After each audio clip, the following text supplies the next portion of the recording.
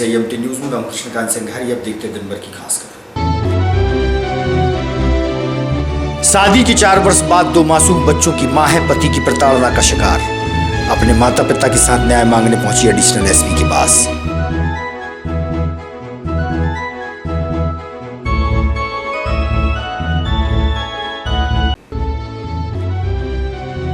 चोरों के बुलंद हौसले के चलते रात्रि में 2 स्थानों पर हुई चोरी की घटनाएं। नाराज नगर के व्यापारी पहुंचे एसपी के पास, कहा चोर नहीं पकड़े तो करेंगे बाजार बंद।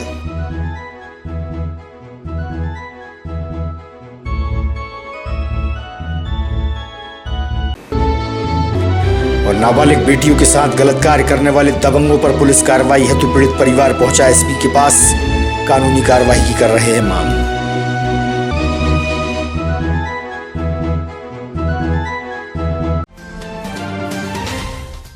अब खबर विस्तार से। समसवा क्षेत्र से एक पीड़ित परिवार एसपी कार्यालय पहुंचा, जहां उसने बताया कि उसकी काका बाबा की नाबालिग बेटियों के साथ 3 दबंगों ने गलत कार्य को अंजाम दिया है। पुलिस द्वारा इस मामले को गंभीरता से न लेते हुए पीड़ितों को धमकाया भी जा रहा है। पीड़ितों ने एसपी से शिकायत की है और अपनी व्यथा सुनाई। तब एसपी ने महिला थाने भेजकर कार्रवाई के लिए कहा।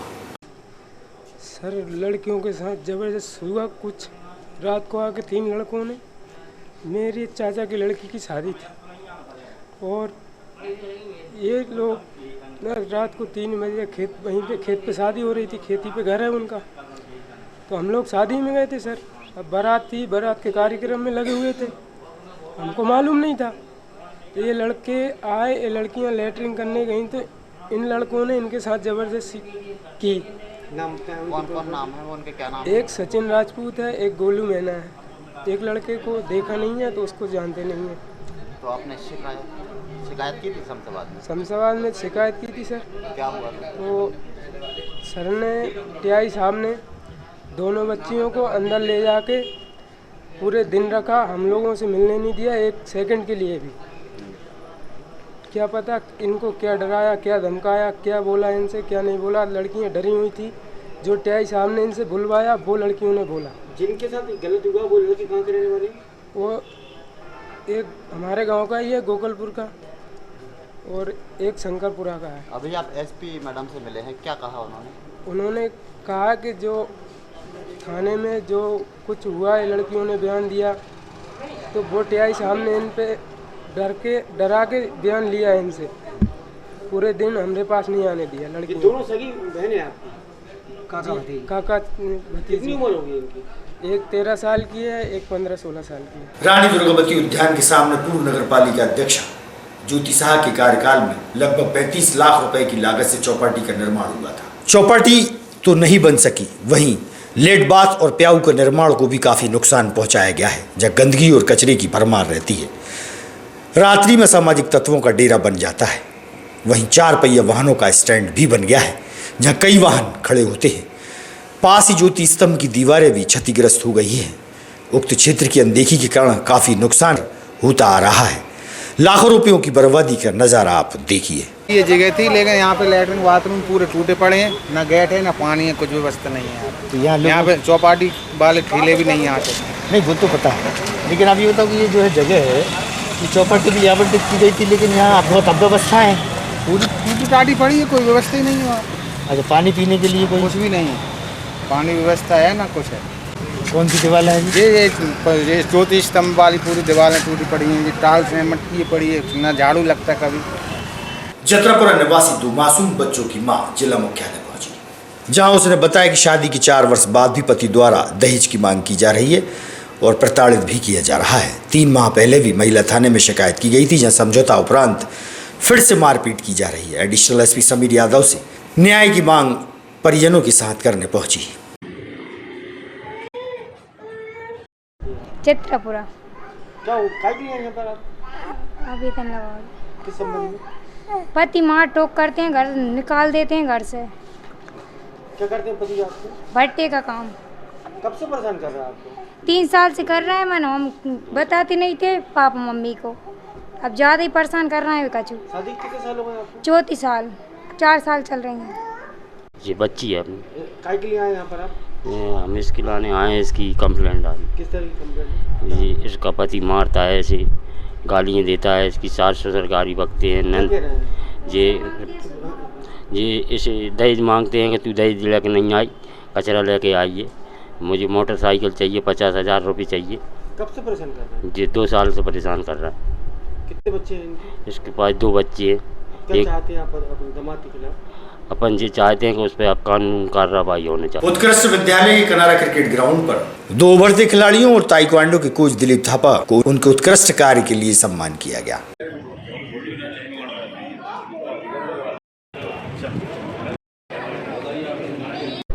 आज कनारा क्लब में हमने 3 लोगों का सम्मान किया।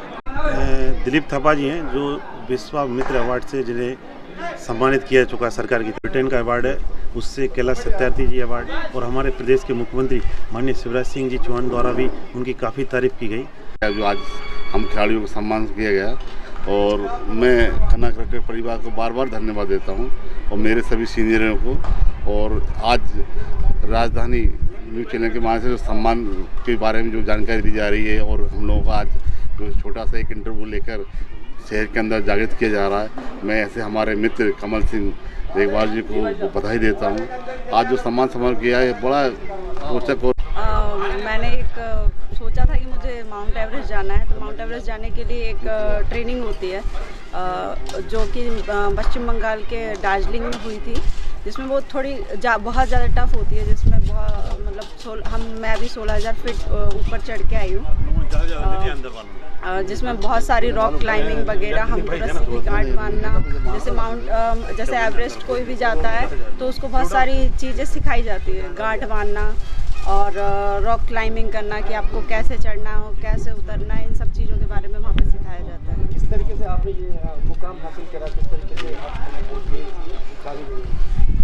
मैंने सोचा था तो कि मुझे जाना है, पर जाने के बाद फिर मैंने उस चीज़ का पता किया, तो फिर वो मुझे मालूम चला कि मुझे मतलब उसके लिए बेसिक ट्रेनिंग करनी पड़ेगी, जो कि मतलब इंडिया में 4-5 जगह ही होती है, तो आपको मतलब ग्लेशियर ट्रेनिंग वगैरह करनी पड़ती है। जान अवार्ड मुझे मिला है क्योंकि मैंने नशा मुक्त आंदोलन चलाया है, और इस नशा मुक्त आंदोलन में 8 गांव शराब बंद करवाई है। शराब बंदी की प्रेरणा आपको कहाँ से मिली? जी, घर से। मेरे फादर शराब को नशा करते थे, मुझे पता है कि उससे क्या क्या होता है, मुझे पूरा मतलब हमने किया है, ऐसा क्या क्या मेरे साथ हुआ है। इस क्लब में मैं जब आया था तो मुझे यहाँ आने में 1 साल लग गया। मैं 1 साल पहले मैं क्लब में जाऊँगा ज्वाइन करने के लिए, मुझे खुद से पैसे इकट्ठे करने पड़े थे, और मैंने 13,000 रुपये 1 साल में इकट्ठे कर पाया इस क्लब के लिए।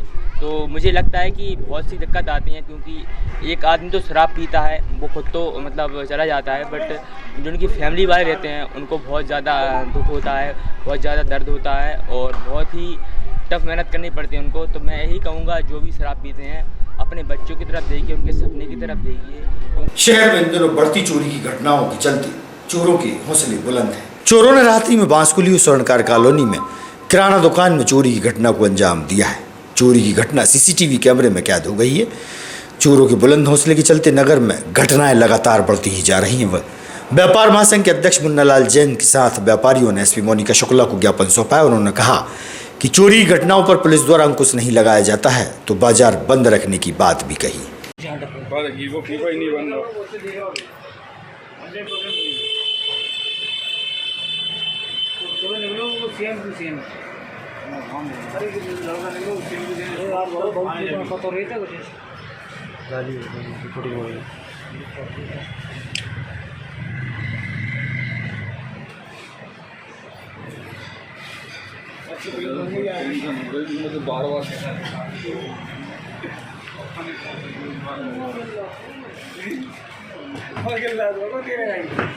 एक हमारे व्यापारी के मुनीम बैंक से 14,30,000 में पेमेंट के लिए निकाल के लाया।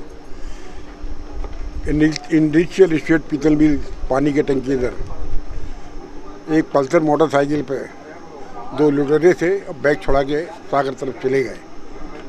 उस दोनों मौके पे हमने एसपी को फ़ोन लगाया तो एसपी महोदय भी आई। आज घटना को 3 दिन हो गए हैं, अभी तक चोरों को सुराग नहीं लगा। हमने पत्र के माध्यम से एसपी को इस बात को अवगत कराया, अगर 7 दिवस के अंदर अगर चोरों को नहीं पकड़ा गया तो हम विधि का शहर बंद करने को बेबस होंगे। मगर आज एक दुर्भाग्य की बात और है, आज 2 व्यापारियों की दुकान के ताले टूटे, उनकी भी चोरी हो गई है। नगर में व्यापारी परेशान है, वो पैसे रखे तो रखे क्या, बिक्री करके अगर घर पे ले जाता है तो रास्ते में लूट लिए जाते हैं, दुकान में रखता है तो चोरी कर लेते हैं दुकान के अंदर।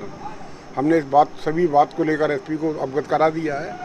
कहाँ पर दुकान है? सोलका कॉलोनी डॉक्टर कुमार के सामने। क्या हुआ यहाँ पर?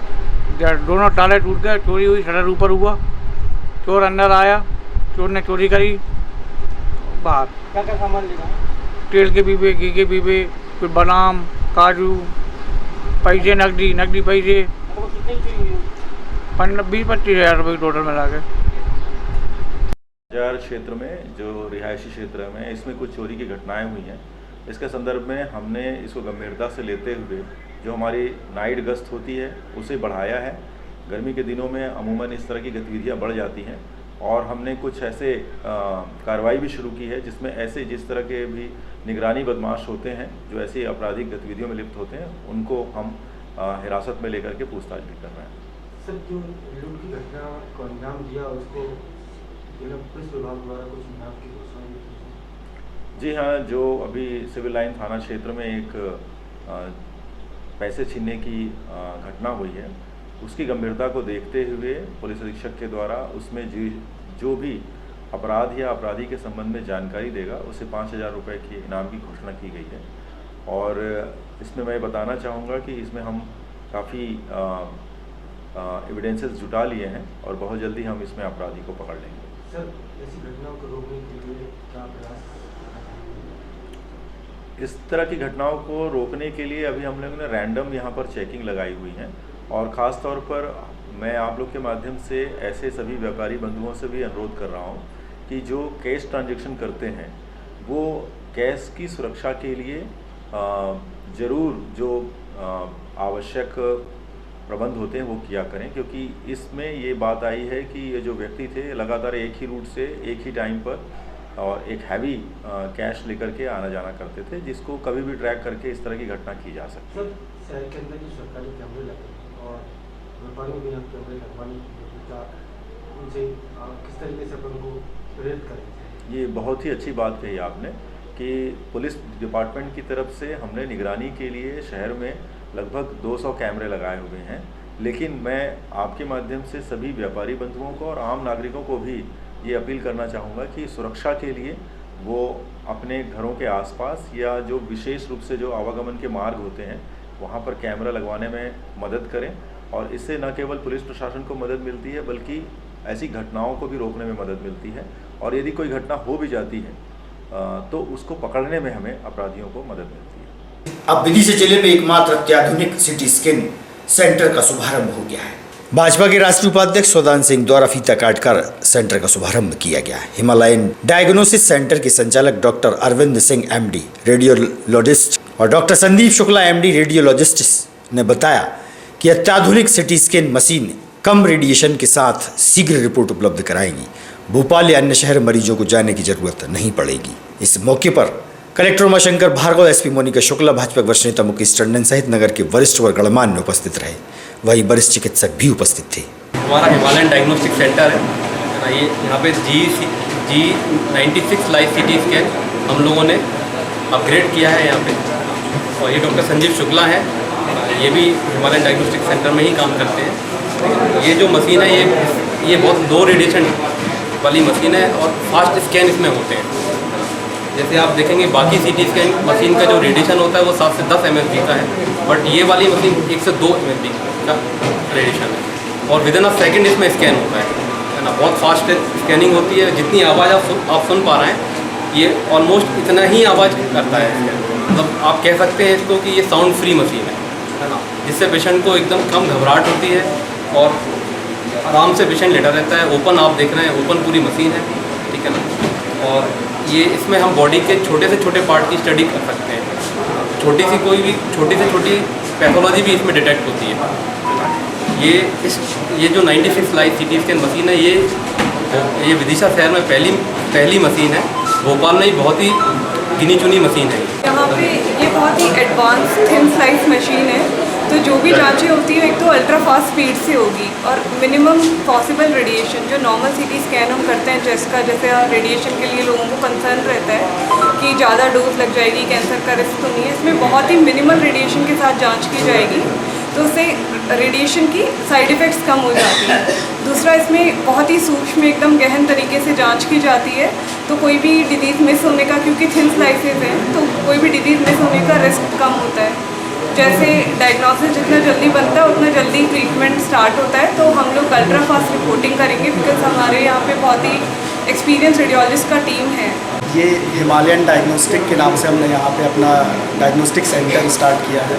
अल्ट्रासाउंड हमारे पास 2 साल से था, बट सीटी स्कैन हमने अभी स्टार्ट किया है और विदिशा को ज़रूरत थी एक एडवांस सीटी मशीन की, क्योंकि अभी तक ये होता था कि पेशेंट्स अगर इमरजेंसी में या फिर अल्ट्रासाउंड में कोई डायग्नोसिस नहीं बन पाया तो उसके लिए सीटी स्कैन की ज़रूरत होती थी, और सीटी स्कैन कराने के लिए क्योंकि यहाँ पे इतना एडवांस मशीन अवेलेबल नहीं है तो या तो भोपाल जाना पड़ता था या फिर कहीं और उसको रेफ़र किया जाता था पेशेंट को। बट ये मशीन एडवांस मशीन है, इस पर एक तो क्वालिटी इमेज जनरेट होती है और फास्ट स्कैन होता है और रेडिएशन कम लगता है, तो पेशेंट को रेडिएशन से भी बिल्कुल खतरा नहीं है। और कभी कभी ऐसा होता है कि मशीन थोड़ा बंद होती है तो पेशेंट को घबराहट होने लगती है ना, हाँ, आवाज़ जब आती है तो घबराहट भी होने लग जाती है, तो वो भी इसके साथ ड्रॉबैक नहीं है, एक एडवांटेज है इस मशीन का कि पेशेंट बहुत जल्दी स्कैन होता है। मतलब आप विदिन सेकेंड्स में पेशेंट का स्कैन होकर पेशेंट बाहर आ जाता है, तो वो भी प्रॉब्लम नहीं है। कभी कभी ऐसा होता है जो पुरानी मशीन्स थी उसमें लंबा टाइम लगता था, तो अगर पेशेंट को कभी जैसे चेस्ट का स्कैन कर रहे हैं तो सांस लेने में प्रॉब्लम रहती थी, तो वो पूरे सांस रोक नहीं पाता था, तो स्कैन गड़बड़ आता था, उतना सही क्वालिटी का स्कैन नहीं आता था।